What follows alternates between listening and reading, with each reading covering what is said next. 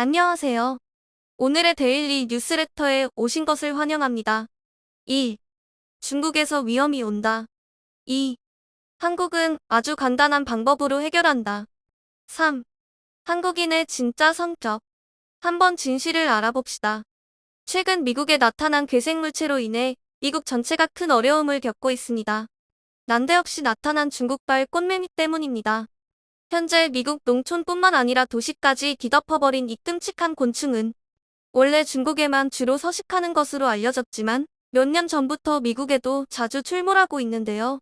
꽃매미는 사람을 직접 공격하지는 않지만 공포의 존재로 인식되는 이유는 단 며칠 만에도 과수원 전체를 초토화시킬 만큼 엄청난 번식력을 가지고 있기 때문입니다. 그래서 존재 자체가 공포스러운 것이죠. 현재 뉴욕 시내까지 뒤덮은 꽃매미가 중국에서 유입된 외래종으로 밝혀지면서 미 연방정부가 이를 조사하기 위해 급히 출동했습니다. 이는 시작이었을 뿐 미국 전역에 재앙처럼 번져나가기 시작했는데요. 그런데 한국이 정말 간단한 방법으로 이를 모두 퇴치시켜 주었다는 놀라운 소식입니다. 중국 꽃매미는 언뜻 봐서는 유해종임을 알 수 없지만 나무에 달라붙어 식물의 광합성을 방해하고 결국 어떤 나무라도 죽음에까지 이르게 하는 끔찍한 곤충으로 유명합니다. 하지만 꽃매미는 비행거리가 짧기에 먼 거리를 날아갈 수 없습니다.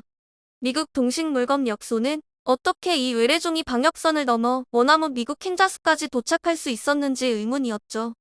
꽃매미는 주로 중국 남부에서 서식하다가 전 세계로 퍼져나갔기에 중국매미라고도 불립니다. 꽃매미의 경우 비행 범위 자체는 제한적이지만 곤충과 알이 자동차, 기차, 비행기에 들어감으로써 더 먼 거리까지 이동이 가능해졌죠. 사람을 물거나 쏘지는 않기 때문에 사람에게는 직접적으로 해를 끼치지는 않지만 이 곤충의 문제는 번식력에 있습니다. 일반적으로 어떤 일정한 조건이 갖춰진 상태에서 알을 낳는 보통의 곤충들과는 달리 꽃매미의 경우에는 두려울 정도로 아무데나 산란하는 번식력의 비밀을 가졌는데요. 전문가들에 따르면 꽃매미는 어떤 곳이든 산란하며 심지어 움직이는 물체에도 산란이 가능하다죠. 게다가 적응력이 뛰어나 중국 가죽나무에서 살던 꽃매미들은 캐나다에서는 메이플나무와 참나무, 미국에서는 포도나무, 복숭아나무 등 나무의 종류를 가리지 않고 알을 낳는다는 것입니다. 나무에서 알 상태로 겨울을 지나 부화하면 유춘기부터 나무 수액을 먹고 사는데요. 수십 년간 꽃매미를 관찰해온 펜실베이니아 주립대 곤충학자 히더 리 박사는 꽃매미들에게 넓은 미국 땅은 마치 뷔페를 만난 격이라고 말할 정도였죠. 학자들은 풍부한 먹을거리와 함께 별다른 천적이 없는 신세계를 발견한 꽃매미들이 미국 전역으로 뻗어나가는 것은 이제 시간 문제라고 전망하고 있습니다. 리 박사는 꽃매미가 달리는 차에서도 떨어지지 않고 달라붙어 있는 경우를 보았고 달리는 말의 갈기에도 산란을 하는 것이 관찰됐다고 말했는데요. 그만큼 이동 범위를 예상하기 어려운 꽃매미 등장에 미국 전역에 비상이 걸린 것은 당연한 일입니다. 꽃매미는 약 10년 전부터 미국 동부 펜실베니아주에 나타났고 70종이 넘는 작물에 막대한 피해를 입혀왔습니다. 미국 농무부 연구소에서 조사한 결과 중국에서 온 화물을 통해 미국에 옮겨온 것이었죠. 따라서 펜실베니아의 농업부는 꽃매미를 발견하면 꼭 없애라고 경고하고 있습니다. 그런데 그동안 방역 당국의 퇴치 노력에도 불구하고 꽃매미는 사라지기는커녕 그 숫자가 늘어났고 뉴저지와 뉴욕까지 빠르게 번져가고 있다는데요. 지난 2020년 뉴욕에서도 꽃매미가 처음 발견되었고 매년 그 수가 급증하고 있죠. 특히 올해에는 방역 저지선을 뚫고 산림과 숲지역뿐 아니라 뉴욕 도심에도 무리지어 때로 출현해 이에 대한 경각심을 더하고 있는데요. 아침에 일어나 보면 발코니 전체가 꽃매미로 뒤덮여 있고 공원과 산책로도 꽃매미 천지입니다. 혐오감을 주는 꽃매미는 도심 곳곳에서 출몰해 거리를 걷고 있는 사람들의 머리에도 달라붙습니다. 이에 주당국은 꽃매미의 한 해 무차별 사육을 허용하는 입장입니다. 그리고 지역 행정당국은 시민 캠페인을 통해 밟아서 없애자 봤다면 밟으세요라며 꽃매미 퇴치 운동을 대대적으로 벌이고 있습니다. 퇴치 운동에 동참하는 시민들은 꽃매미를 밟아 죽이는 과정을 SNS에 업로드합니다. 뉴욕 시민 대부분이 한마음으로 동참하고 있지만 이렇게 문제가 해결되지 않는 곳도 있습니다. 미국 동부해안 근처에서 유명한 와인을 생산하는 포도 농가들인데요. 꽃매미로 인해 초토화된 포도밭을 보면 하루하루가 지옥 같다고 말할 정도입니다. 꽃매미에 공격한 뉴저지와 펜실베니아주의 포도주 양조업자들은 생업의 위협을 느끼고 있으며 주 당국의 꽃매미를 없애달라며 울부짖고 있습니다. 꽃매미는 사과, 체리, 복숭아는 물론 광범위한 나무비, 포도나무를 주먹이로 삼으며 미국 정부는 이 해충이 포도원, 과수원, 벌목 산업에 심각한 영향을 미칠 수 있다고 경고합니다. 그리고 미국 동부 지역 포도밭은 이미 걷잡을 수 없이 피해가 커져만 가고 있습니다. 최근 CNBC의 보도에 따르면 메릴랜드주에 위치한 피오레 와이너리는 꽃매미가 포도나무의 영양분을 다 빨아먹어 2022년 생산량이 절반으로 줄었으며 버지니아에서는 이미 해충이 남쪽으로 이동함에 따라 와인 제조사들은 공포에 떨고 있는 상황입니다. 노스캐롤라이나 주립대학 연구원들은 이대로 꽃매미 문제를 해결하지 못할 경우 2027년이면 미국 최고의 와인 산지 캘리포니아에 도착할 수 있으며 2034년까지 미국 전체 포도 산지가 감염될 가능성이 있다는 예측을 내놨습니다. 그렇게 되면 유명했던 캘리포니아 와인은 더 이상 보기 어려워질 전망인데요. 이와 관련해 방역 전문가 크리스 존스 박사는 꽃매미는 포도 재배자들에게 큰 걱정거리이다. 우리는 한국의 경험을 교훈 삼아 해충 관리자들이 이 해충을 퇴치하는 데 도움을 받길 원한다며 한국이 어떻게 꽃매미와의 전쟁에서 이길 수 있었는지 한국 농가에서 그 해답을 구하고 있습니다. 꽃매미는 2006년에 국내에서 처음 발생됐고 2007년부터 대규모로 번식해 나가며 생태계 교란종으로 지정됐습니다. 실제로 한국에서도 엄청난 꽃매미 떼가 나타나 많은 포도 농가가 피해를 입었지만 놀랍게도 현재 한국에서 꽃매미는 더 이상 위협적인 존재가 아닌데요. 그 중심에 바로 한 시골 마을의 이장님이 있었습니다. 지난 2010년 한국의 꽃매미 떼가 급성을 부리던 당시 약제와 방역으로 많은 비용이 투자되었습니다. 그런데 충청북도의 한 이장님은 자신이 개발한 방법이라면 꽃매미가 더 이상 두려운 존재가 아니라고 마을 전체에 공지를 했는데요. 바로 그 방법은 파리를 잡을 때 쓰는 끈끈이 테이프를 이용하는 것이었습니다. 방법은 너무나 간단합니다. 꽃매미가 발생한 나무의 가슴 높이에 폭 4cm, 길이 60cm의 끈끈이 테이프를 2에서 3개 설치하면 끝이죠. 이 방법의 핵심은 미국처럼 성충을 밟아 죽이는 데 있는 것이 아니라 애벌레 떼를 잡아서 싹을 없애는 데 있는데요. 특히 꽃매미가 알에서 애벌레로 변태하는 초기 단계에 사용하면 효과가 더욱 좋다는 것이죠. 꽃매미에게 피해를 입은 나무에 끈끈이 테이프를 감아두고 2에서 3일쯤 지나면 애벌레가 3,000마리 이상 포획됩니다. 그때 끈끈이 테이프를 교체합니다. 또 이장님은 가장 큰 꿀팁을 공유해 주었는데요. 외래해충인 꽃매미를 친환경 방제할 때 가장 효과적인 건 바로 3,000원짜리 황토색 끈끈이 트랩이라는 겁니다. 실제로 이장님의 꿀팁을 전해들은 미국 담당자가 미국에서 구할 수 있는 노란색과 파란색 끈끈이 트랩을 사용해봤지만 단 한 마리도 잡히지 않았다고 합니다. 결국 펜실베니아의 농업부 연구원들은 한국에서 황토색 끈끈이 트랩을 수입해 가져갔고 올해 꽃매미 애벌레가 발생하는 참나무 숲에다 길이 80cm, 폭 20cm의 끈끈이를 설치한 결과 설치 14일 뒤에 애벌레 약 860마리와 성충 250마리가 붙은 것을 발견할 수 있었습니다. 방역 전문가 크리스 존스 박사는 한국의 특별한 친환경방제법에 대한 종합적인 실증 시험을 마친 뒤 농가에 보급할 계획이며 한국의 경험이 우리에게 큰 도움이 되었다. 정말 감사를 전한다고 말했습니다.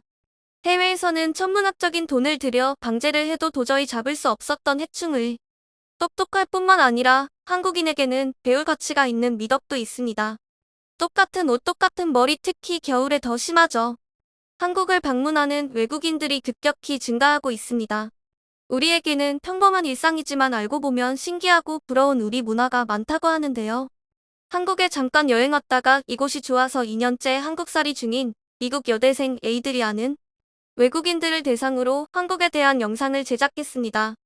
잠깐 여행만 하고 돌아가는 외국인과 달리 한국살이 6개월 차에 접어든 에이드리안에게 비친 한국의 모습은 이전에 우리가 알던 것과는 조금 다릅니다. 그녀가 이야기하는 한국을 좋아하는 10가지 이유를 번역해 공유합니다. 어떤 곳에서 6개월쯤 살아보면 장점과 단점을 정리해 보기 좋은 시기 같아요. 그래서 여러분께 한국살이에서 정말 좋은 점을 말씀드려 보려고 해요. 이곳에 살면서 마음에 든 점이 정말 많으니까요. 한국에서 좋은 점은 너무나 다양한 편의성이에요. 12월에 미국에 돌아갔다가 한국이 얼마나 뛰어난 곳인지 깨달았죠. 이곳에는 골목마다 편의점이 있어요. 예를 들어 새벽 2시에 갑자기 고구마가 먹고 싶어요. 집 바로 앞 편의점에 나가면 따뜻한 고구마가 기다리고 있을 거예요. 또 편의성 면에선 이곳의 신속한 배달을 꼽을 수 있죠. 미국에는 아마존 프라임이 있지만 돈을 내야죠. 한국에서는 온라인에서 물건을 사면 거의 대부분 이튿날 혹은 당일에도 받고 아주 가끔 이틀 후에 받아요. 추가 배송료는 없어요. 대부분 배송료는 무료예요. 두 번째 한국의 좋은 점은 범죄율이 낮다는 점이에요. 여기서 전 위험하다고 느낀 상황을 한 번도 겪어본 적 없어요. 그나마 가장 위험하다고 느낄 때는 택시를 탈 때죠. 택시 기사들이 가끔 미친 듯이 운전하니까요. 도시에 산다면 하루 중 어느 때 돌아다녀도 괜찮아요. 지하철에서 소매치기 등을 걱정한 적 없어요. 한국인은 절대 그런 짓을 안 하거든요. 미국이나 유럽에서는 소매치기가 늘 일어나거든요. 여기선 벤치에 폰을 두고 갔다가 1시간 뒤에 와도 폰이 거기 있을 거라고 친구에게 말한 적 있어요. 혹은 누가 경찰서에 폰을 맡겨놓았을 거예요. 한국인은 남의 물건을 안 훔쳐요. 또 한국의 좋은 점은 훌륭한 의료 시스템이에요. 의료비가 믿을 수 없이 저렴해요. 식중독에 걸려서 병원에 간 적이 있는데 2가지 약을 받고 정맥 주사도 맞았어요. 그런데 겨우 10,000원을 냈어요. 전부 다 합쳐서 7, 8달러일 거예요. 게다가 이곳 병원 진료는 정말 빨라요. 앉아서 오래오래 기다리지 않아요. 미국 응급실에서 5시간 기다렸단 이야기를 늘 듣는데요. 한국은 그렇지 않아요. 또 하나 미국에서 피임을 하려면 의사를 만나 처방전을 받아 약국에 가고 매달 돈을 내야 하는데 한국에서는 약국에 가서 원하는 종류를 말하면 바로 받을 수 있죠. 한 달에 10달러 미만이에요. 또 하나 한국이 좋은 점은 아름다움에 대한 관심이 높은 거예요. 이곳에서 돌아다니다 보면 미학적으로 보기 좋게 만들기 위해 정성을 들인 곳이 참 많아요. 교통 시스템이 정말 훌륭해요. 이곳 교통 시스템이 너무 좋아서 차를 다시 갖고 싶단 생각이 단 한 번도 들지 않았죠. 미국이라면 어디서든 차를 다시 사야 했겠지만 이곳에선 대중교통이 정말 저렴해요. 지하철과 버스비가 싸죠. 미국 뉴욕의 지하철은 굉장히 비싼데 이곳에선 한 번에 1,350원이랍니다. 택시도 정말 싸요. 택시를 30분 타면 10달러 정도 나와요. 진짜라니까요. 다들 짐작했겠지만 이곳 카페 문화는 정말 끝내줘요. 너무 좋아요. 제가 사는 곳에도 카페가 많은데 언제나 가고 싶은 곳이 있죠. 카페마다 테마도 따로 있어요. 또 제가 좋아하는 점은 이건 사실 애증일 수도 있어요. 만약 한국의 단점에 대해 다뤄도 이 이야기를 할 테니까요. 하지만 한국인들이 외모에 들이는 노력이 참 좋게 느껴져요. 물론 부정적인 점이 될 수도 있단 걸 알아요. 잘 알고 있으니 염려 마세요. 하지만 밖에 나가서 돌아보면 모두가 아름답다는 건 참 좋아요. 자다가 그냥 나온 것 같은 사람은 아무도 없어요. 자다 깬 사람은 마스크와 모자를 쓸 거예요. 덕분에 전체적으로 참 분위기가 좋아요. 이건 굉장히 논란이 될 만한 부분이네요. 또 하나 음식 문화예요. 음식은 한국에서 아주 중요한 삶의 일부죠. 친구를 사귀면 언제 만나도 안녕? 밥 먹었어? 라고 물을 거예요. 점심 먹었니? 저녁 먹었니? 다음엔 뭐 먹을래? 어제는 뭐 먹었니? 내일을 뭐 먹을래? 한국인은 음식을 사랑하고 저는 이곳의 식당이 정말 많은 것이 좋아요. 이곳 식당은 문도 일찍 닫지 않아요. 10시 전에 닫는 식당은 못 봤어요. 주말이면 적어도 새벽 2시에 닫죠. 길거리 음식도 정말 재미있어요. 밤에 길거리 음식을 찾아보면 정말 싼 값에 꽃이나 컵에 담긴 너무나 다양한 음식을 먹을 수 있어요. 배달 음식 역시 굉장해요. 밖에 보면 음식 배달하는 스쿠터가 참 많죠. 한국인들은 음식 배달도 좋아해요. 정말 빨리 오거든요. 뭐든지 주문할 수 있고요. 가끔은 먹방 채널을 할까 싶어요. 이곳에선 먹방하기가 참 쉬우니까요. 폰으로 주문만 하면 뭐든지 30분 안에 오거든요. 또 하나 좋은 점은 패션 산업이에요. 한국인은 스타일 감각이 참 좋아요. 미국 남자들에겐 패션 감각이 별로 없어요. 제가 만난 남자들은 패션에 신경을 안 썼어요. 하지만 이곳에선 모두 신경을 쓰죠. 10번째 좋은 점은 외국인에 대한 전반적인 친절이에요. 대부분 그렇죠. 모두 다는 아니지만요. 택시기사도 무슨 일을 하느냐, 이곳 살기가 좋으냐, 대화를 청하는 일이 흔해요. 도움이 필요하면 하던 일을 멈추고 도와주는 사람이 참 많고요. 처음 여기 왔을 때 실수로 대구에서 기차를 잘못 탔어요. 여기서 1시간 거리죠. 기차를 잘못 탔지만 어쩔 줄 몰라 기차에 서 있었어요. 어떤 여자분이 제가 기차를 잘못한 걸 알곤 다가와서 저기요, 도와드릴까요? 라고 물었답니다. 그분은 직원도 아니고 승객이었어요. 정말 감동적이었죠. 한국인들은 나누기를 좋아해요. 늘 음식을 나눠주죠. 길거리 음식을 먹을 때도 늘 공짜로 나눠줘요. 엊그제 친구랑 밖에 나갔을 때도 그냥 문어를 얻어먹었어요. 한국인의 나누는 문화는 아주 어린아이 때부터 배우는 것 같아요. 제 학생들도 제게 다가와 손에 과자를 쥐어주거든요. 미국 학생들은 하지 않는 행동이에요. 네, 여기까지 한국이 좋은 점 10가지였습니다. 그 밖에도 좋은 점이 많으니 이부를 만들지도 모르겠어요. 다른 나라에 비해 장점이 너무나 많은 곳에 살게 되어서 정말 행운이라고 생각해요. 네, 이곳에는 좋은 점이 참 많아요.